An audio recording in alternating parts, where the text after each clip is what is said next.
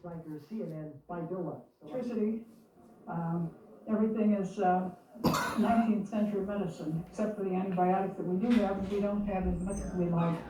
The aid workers have Somali partners who are just as dedicated and hardworking.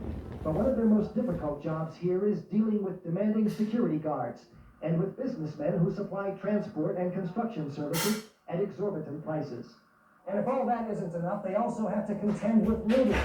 A few days ago, an armed gang cleaned out the care warehouse here, stealing all the medical supplies, 20 tons of high-protein biscuits, and 8,000 blankets. But aid workers say all those problems are nothing compared to the sheer weight of human suffering around them, a burden that each tries to carry in his or her own way. It's not possible to go in the middle of this misery sport and to start to cry and so on, because of course you will never be able to work professionally. There are times when I think for everybody, you have a bad day and everything, and you think, what are we doing? We're not getting anywhere. If you try to get emotionally involved with people, you won't be able to do your job. But by trying to block it off, at least you could do something. It's just a matter of battling on, of doing what you can, of looking at the good you're doing rather than at how much you're missing. Crude airlifts, visiting politicians and diplomats make the headlines. But these aid workers in the field, each of starvation and disease, relief workers in Somalia seem to face overwhelming odds. Here we don't have so many registered. We're feeding more, but we're only up to 804. Mary Jane Hammond is a nurse with Care Australia. 2 weeks ago, she was working in Cambodia when she got 24 hours notice to go to Somalia, an assignment she welcomed. I find it much easier to be here doing something than I do to watch it on television, because at least I'm doing something and I'm contributing in a very small way, so I jumped at the chance to come here. Every day, there are many times when Mary Jane feels she really does make a difference here. And she's dehydrated, and she also has a fever. She's very, very hot. So she could have malaria or she could have a chest infection. And I'm just taking her through the back to our clinic to sit her down and so she'll be assessed. There are some 24 international aid workers in Baidoa doing what they can to save lives in the center of Somalia's hunger zone, in the most primitive conditions. No water, no electricity, everything is 19th century medicine, except for the antibiotics that we do have, and we don't have as much as we like. The aid workers have Somali partners who were just UNICEF's Goodwill Ambassador Audrey Hepburn was in Mogadishu to meet the troops. Now that our blue helmets are here, I think things are looking not so rosy, better. U.S. military cargo planes are bringing the troops here from Pakistan. We're the best in the business when it comes to moving large groups of personnel and large amounts of equipment one country or another. It just stands to reason that we were asked to help out, and we're always willing to help out. Command and control of this operation comes from 25 miles offshore, a U.S. Naval Amphibious Readiness Group with landing craft and 2,100 Marines. The UN commander says U.S. support has been essential for this operation. So it's a great extension of help to the United Nations that this kind of support has been extended to bring in the peacekeepers. The strongest military faction in Somalia, led by Mohammed Farah Aidid, initially called the arrival of the U.S. Navy ships a provocation, but afterwards said they had no objection. The U.S. has downplayed its role in this operation, but amphibious assault craft and Marines send a strong message to the warlords to back away from any confrontation with UN troops. In a few weeks, the UN soldiers will take up positions in Mogadishu's port and airport to guard incoming relief supplies and escort food convoys to distribution points in the city. This is the first time the UN has sent armed troops to an African conflict since the Congo crisis more than 30 years ago. And while these soldiers now have a limited humanitarian mission, they could be the start of a much bigger military operation here. The UN Security Council has authorized 3,000 more troops for Somalia, but the main warlords have so far agreed to allow only these 500. There is growing support worldwide to declare Somalia a UN trusteeship, but that would need many thousands of troops and a huge financial commitment. Meanwhile, the U.S. Navy and Marines will leave Somalia's coast after all 500 UN soldiers have arrived. These men will then be on their own in the city, surrounded by thousands of armed gunmen. Gary Stryker, CNN, Mogadishu, Somalia. Situation is looking better with the arrival of UN troops. War, famine, and anarchy have decimated Somalia, and 1 in 6 citizens is now a refugee. And according to the UN, 33% of the population is in immediate danger of starving to death. Bara klanen, storfamiljen. I SOS Barnbyar försöker man hjälpa de barn som förlorat sin familj genom att... Children's Fund. She charmed the world as the waif on the streets of London in My Fair Lady. To see children, that many children, suffering and being snuffed out every day, it's impossible to bear. Audrey Hepburn is no stranger to the world's hungry places. In the past 4 years, she's been UNICEF's ambassador to Ethiopia, to Sudan, Bangladesh, Vietnam, Central America. But Somalia is something else. People are just walking skeletons, and you marvel at how they're still alive. At the resilience of human beings. And of course there are graves everywhere, along the roads, around the displacement camps, hundreds and hundreds and hundreds of graves. And too many of them are of children. The supplies are now coming in by the plane load, but the problems go on. And at 63, her film career behind her, Audrey Hepburn still has a mission in life. Robin Marriage, Sky News. Offers food for the hungry and some relief from the fighting. But clan prejudice is as strong inside the camps as out. Clan elders control distribution of food aid, but there are widespread abuses.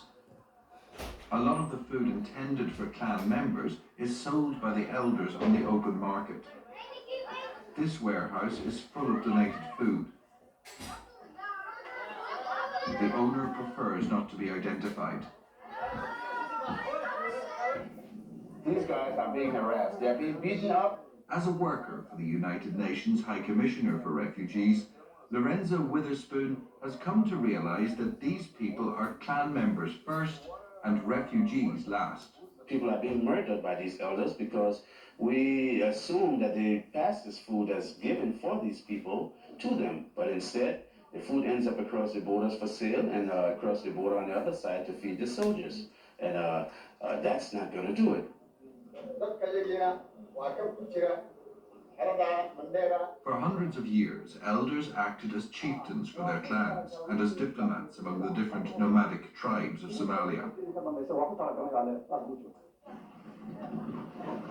Local disputes over camels, water or grazing rights were usually settled peacefully. At worst, minor tribal wars broke out, but they never lasted long. In the last 20 years, the influence of the elders has been slowly undermined. Their own clan members took up arms and followed the new warlords of Somalia. Elders were marginalized, and since the fall of Siad Barre, the power-hungry and vengeful have ruled the land. In Maidoa, the heart of the area most affected by the famine, people are dying in their hundreds day by day. Almost all these people are members of the Rahawan clan. They're the farmers who raised the wheat and livestock that fed the people of Mogadishu. Respected as the oldest clan, they've never held political or military power. The fighters who swept through their land left them with nothing. De förstörde allt för oss med sitt krig. De dödade. De slaktade folk, de misshandlade oss. Till och med getterna flydde. De slog också gamla kvinnor. Vi brukade ha kameler, kor, getter. Vi hade odlat land där vi kunde skörda. There's no fathoming the cruelty other Somalis have dealt to these people. As we approached this group, we scared away a looter trying to rob a man of his food ration and blanket at gunpoint. De kom för att ta vår mat och våra filtar. Varje dag får vi en säck mat som ska räcka till oss alla. Det är svåra tider för oss. Och de här människorna som stjäl från oss, när de får syn på en bil springer de.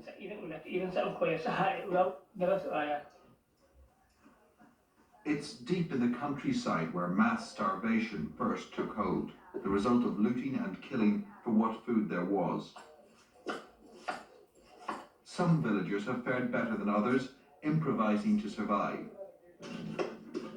Here they use the root of a shrub as their only source of food. It tastes like hot radishes and is poor nourishment.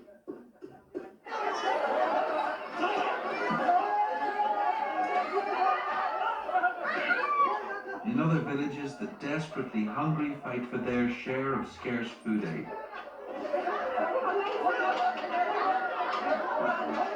There's never enough, and this may be the last food here for days.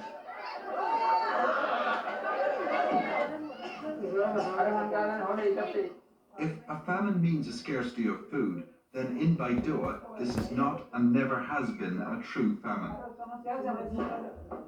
There's plenty of food here, but you need money or a gun to get any. In the marketplace, the stalls are full. Many Baidoans eat well. Some like this man better than others. He's a looter, and he guards his sacks of donated grain. I would not want to describe it as a lawless society, but the reality says different. Food exists for those who carry the guns and the bigger guns. The displaced, who are the majority, are the unfortunates. They get whatever falls through the cracks. In this lawless society, aid agencies do as best they can to protect their food aid. Without a heavily armed escort, this food on its way to the famine area will be looted. Agencies are forced to give part of the food to clan fighters for protection from other clan fighters. The theory is simple: better some food gets through than none at all. We accept the losses. The losses aren't exactly wasted, but at the same time we try and, as much as we can, target those people in need. And we must feed the powerful before we feed the weak, because the powerful are going to come and take it off the weak anyway. It's very hard to understand, but in the midst of this crisis, the Somalis who are wealthy or armed spend thousands of dollars a day to fly in their own supplies from Nairobi. Not of food, but cat, a natural amphetamine. Under Siad Barre, it was an illegal drug. Now clan fighters distribute it all over the country. Those who chew it feel more awake, their senses heightened. Many warriors chew it all day long. They say it calms their nerves. Others say its speed-like effects make gunmen trigger-happy. You have somebody to fight with them, and you will fight without any getting fear, you know. He will make you careless. You will forget the problem, you will forget hungry, you will forget about this man don't kill or kill, you will forget everything. The deputy chairman of the USC, the most powerful of the clan alliances fighting Somalia's civil war, says there's only one way to feed the starving. Vi ber världen om mat, för de som stjäl från oss är ute efter just mat. Så om man lastar av alla livsmedel ner i hamnen och säger att vem som helst får ta hur mycket som helst, då skulle tjuvarna ha fått ihop allt de behöver på 3 veckor. Så vårt problem är mat. Om världen sänder oss mat får vi ett slut på det här. Reluctantly, most aid workers think that dumping massive amounts of food into Somalia may indeed be the only solution. The clans of Somalia have brought about a catastrophe of unimaginable proportions. But in such a dire crisis, getting food to the starving now, whatever the ethical implications, is the most urgent priority.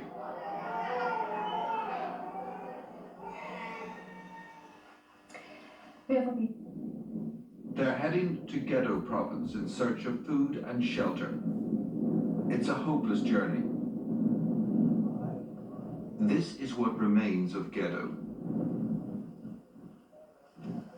For 20 years, the Marahan clan prospered here through a patronage system run by the former dictator, Siad Barre, whose overthrow last year began this cycle of chaos. Himself a Marahan, Siad Barre gave most of the country's key government jobs to fellow clansmen, and it was to this land of the Marahan he fled when his enemies took Mogadishu. In April this year, fighters of the United Somali Congress, led by General Mohammed Farah Aidid, attacked Gedo. Barre fled into exile, and Aidid and his men set about the systematic looting and destruction of an entire province. De öste kulor över hela byn, över allt och alla. Det var bara tur om man inte blev träffad. Vi fick order att hålla oss borta medan de gick in i våra hus. De tog allt. Kläder, pengar, precis vartenda dugg. Sen frågade de var vi gömt våra dollar och vårt guld. En av dem körde in geväret i magen på mig. Sen knivskar han en liten pojke. Hem till oss kom de klockan 11. De kom till vårt hus för att döda oss. De tog min dotter med sig. 2 eller 3 av dem våldtog henne. När de hade gjort det sköt de ihjäl henne. Most of those who survived the fighting and the starvation that followed came here to Mandera refugee camp in Kenya. It offers food for the hungry and some relief from the fighting. But clan prejudice is as strong inside the camps as out. Clan elders control distribution of food aid, but there are widespread abuses. A lot of the food intended for clan members is sold by the elders on the open market. This warehouse is full of donated food. The owner prefers not to be identified. Bara landställda vid den svenska biståndsorganisationen Swede Relief evakueras med flyg från hamnstaden Kismayo i södra Somalia efter hot och trakasserier från en lokal klanledare.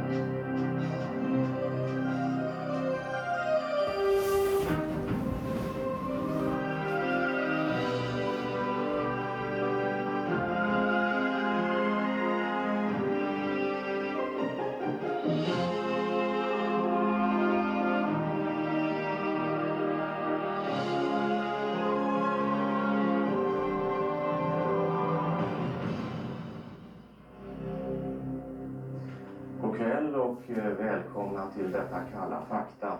Svälten i Somalia engagerar allt fler svenskar.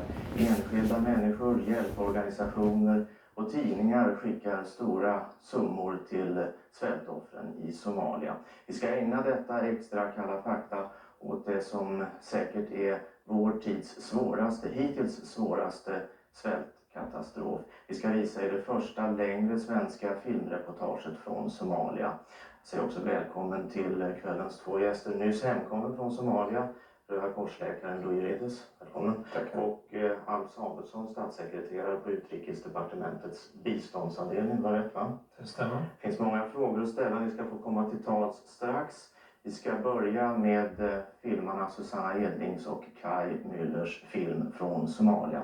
Allt fler bedömare säger idag att inget annat land sjunkit så djupt i nöd, svält och våld som Somalia. Den här svältkatastrofen skördar till exempel enligt FNs uppgifter 5 000 offer om dagen. Men i detta land finns också en annan kuslig dimension i krisen. I Somalia finns nämligen inte bara förlorare utan också vinnare, människor som tjänar på svälten, nöden och döden. I Somalia är vinnarna de som äger ett vapen.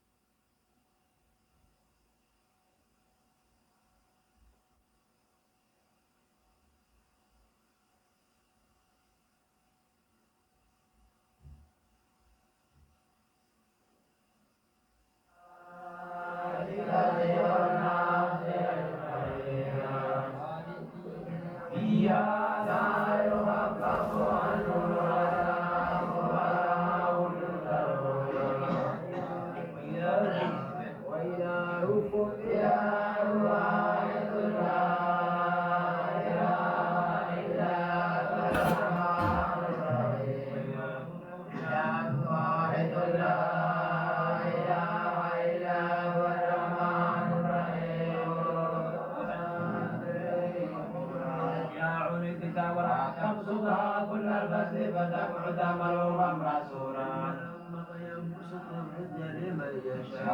ويبتغ الرجال في العزيز خبيرا بصيرا لا تقتلوا أولادكم خشية إملاق نحن نرزقكم وإياكم إن قتلهم كان خطأ كبيرا ولا تقربوا الزنا إنه كان فاحشة وساء سبيلا تقتلوا النفس التي ومن يقول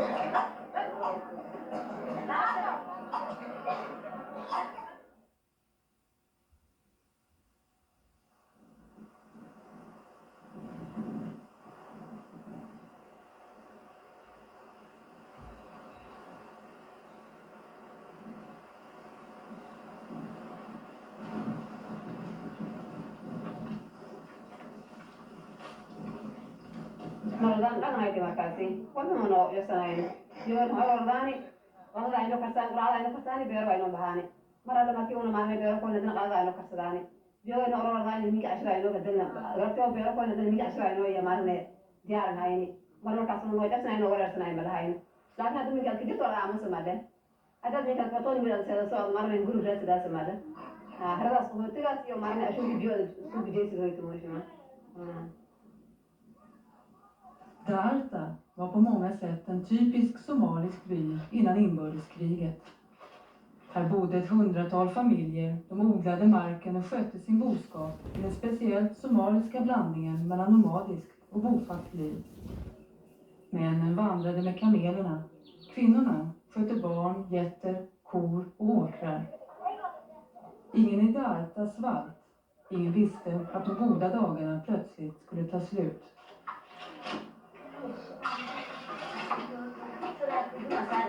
tuulada sidii markii hore waxaa ahayd badara baxa jiray adduun lahay beero lahay hadda ma jirto waa baabay hoolo ma leh beerti ma leh 4 sano ma ban dhibaatadaas ayaa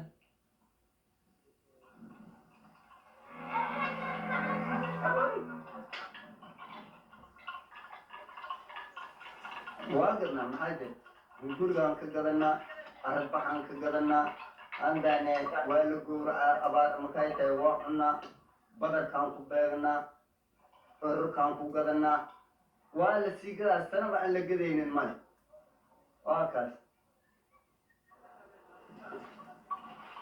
Innan kriget var Hussein Gurao en typisk somalisk man. Då hade han 200 kameler, nu har han 20 kvar, resten är stulna eller slaktade. Kött och hudar var tidigare Somalias viktigaste exportvaror. Efter Gud finns inget viktigare än kamelen, sa man. Nu ser man sällan stora jordar på väg till Mogadishu för slakt och försäljning. Tidigare producerades också ett överskott av säd i Darta. Nu förbereder man marken förgäves för nästa regnsäsong. Vi har hopp, säger de, men inget utsäde. dhibaataysan rafaadsan gaajaysan sida boqorbeedni waryaanta tuuladu meelo jiro kashan allaha qoodu ahay dhibaataysano duurka jira alla afarton amala diiran wari bedaad rafaad iyo dhibaato ka rooro adahunguraha sida boqorbeedni wari dhibaataysan sida amal badni waryaanta duurka ka jira konton ama ku badan yaalaha saasa halshiweyn wari ilmaha noo bushiisanoo jiro gabaano dhibaato gabaano hungurahaya dhibaataysan badanyiin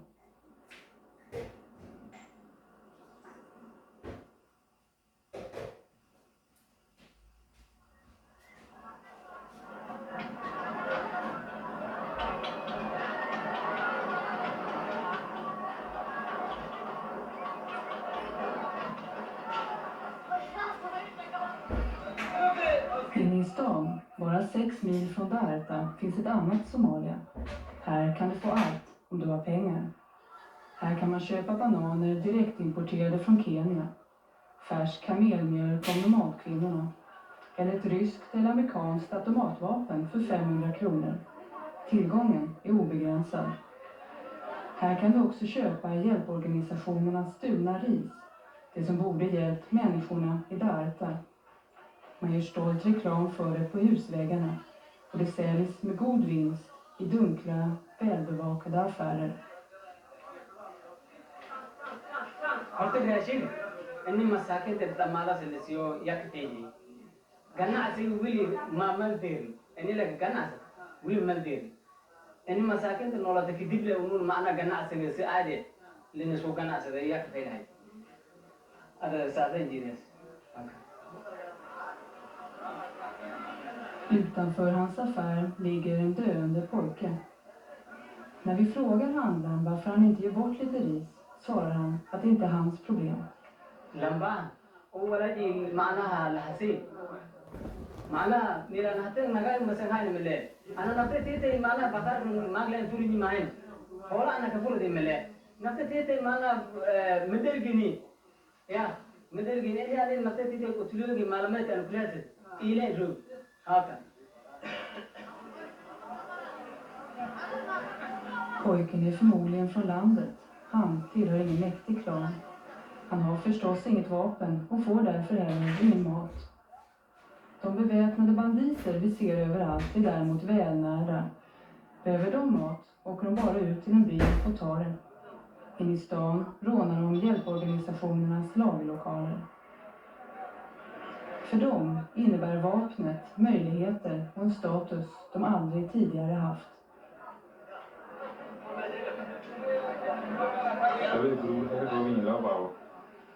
mid waxa saaran qoray corona mid waxa saaran qoray loo yaqaan iskaawo marka waxa ku kala qoran mid walba gaari walba 10 staafa iyo darawal ku soo bito 22 kaasin ayaa shaqada qabto hadda meesha u gaarka waxaan dareemayaa in macnaha aysan jirin macnaha meel kale loo baxo maadaama oo waddanka shaqadiisa aysan jirin nin qori wato iyo nin baabuur wato macnaha markaas ma ogeyd nin kale uusan ku noolaan karin sideedaba qof ama uusan ka bixi karin.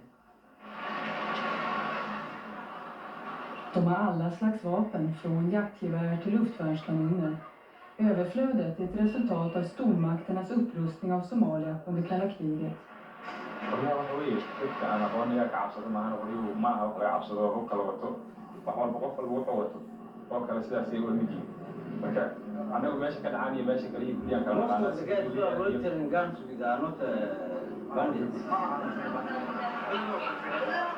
Nej, de kallar sig förstås inte banditer. Men på något sätt lyckas de varje dag få ihop pengar till katt.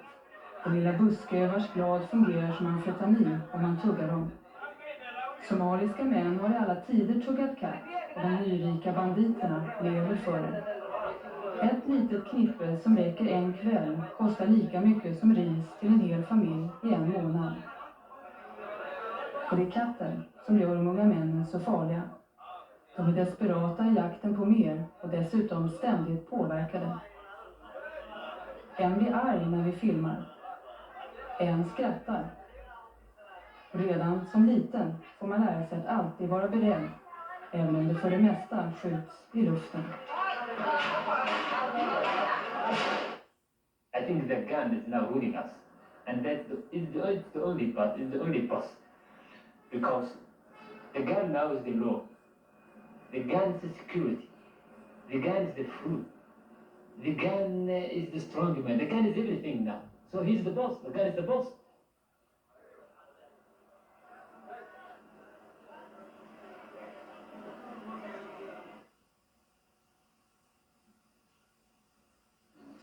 sigar igoy siduna farul gar akwin ile ka dhamada oo rooran oo noogaad wal hatta sidoo garab ku ilaahay ma shukrilah raashin anani haan dadti oo hami asroy hatta ada ilaahay ma shukrilah ka rul hool ala hool isin ka raaytana isin waabana dareere hool muruga beero hami leeytu burbursut. I Darta ligger jordkällarna tomma och förstörda. Tidigare åt man inte säd yngre än 2 år. Det var viktigt att vara beredd på dåliga tider. Nu är skördar som lagrats i 50 år stulna. Byborna tycker ändå att de har klarat sig bra hittills. Husen har ju inte bränts ner som i många andra byar. Men av rädsla har nu männen ändå beväpnat sig och bildat en bypolis. 30-40 beväpnade män hoppas man ska skrämma bort banditerna.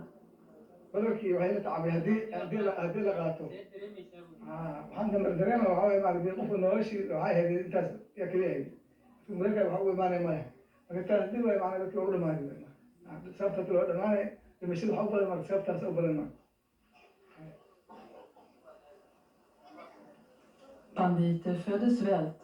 Svält föder banditer. Den onda cirkeln skördar varje dag sina offer. معنا قفتن دمتي ويا بابا دمتي markii hore gaajada mara qofkii min qado maan qalani oo maarne barar iyo walaasay to hadeeti mugaasha dhaqta barar bibsinya si barar waytaana anta meeshaan hadii iyo ka qaaday wali aanta wayti familkidan hadda way baabo maanta faafo badan ay ka duuduweena taan tadooneeni oo hadbeedshaniya marka way baashaanta intaasay baa hada iyo dhibaatada dandarada iyo sheenti to hadda maarne niku nimu wada diyaana وأنت بعد يا دم عرنا تهرب كذي مش هذا يوم عرنا ولا دون تغيي ما يكو يقول يبدأ لينا يقول يغير إيوه سهرين هذا أنت أصلا عرنا تميل قبل قال هاي أنت وين لا مكان كيف هيدا تكون بعالي لا ما أقول فهاي تندري لا ما أقول أصلا تجري وقت من هاي ما أقول بدي شيء هاي بعالي بدي شيء ما أقول شيء ما أنا أقول يقول بتي والآن تلا هاي يجي الآن تيجي برا كذي بس أنا ساسي أنا لا ما عليه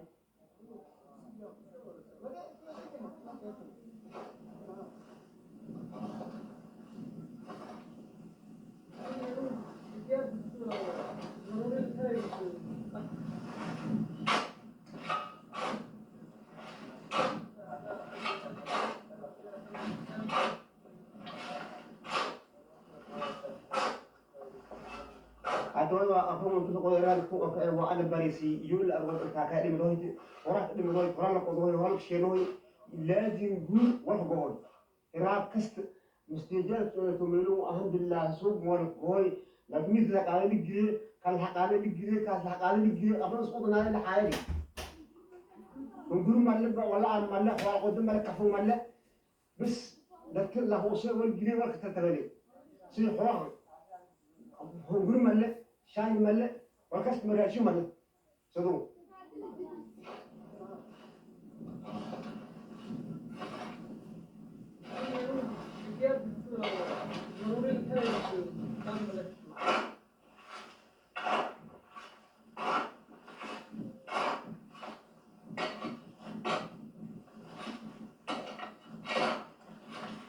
هو رمي ونقول عارس يسد بورمي ما هو تفهمه وجه لما نبي عارس itu hati juga ya tuh hati juga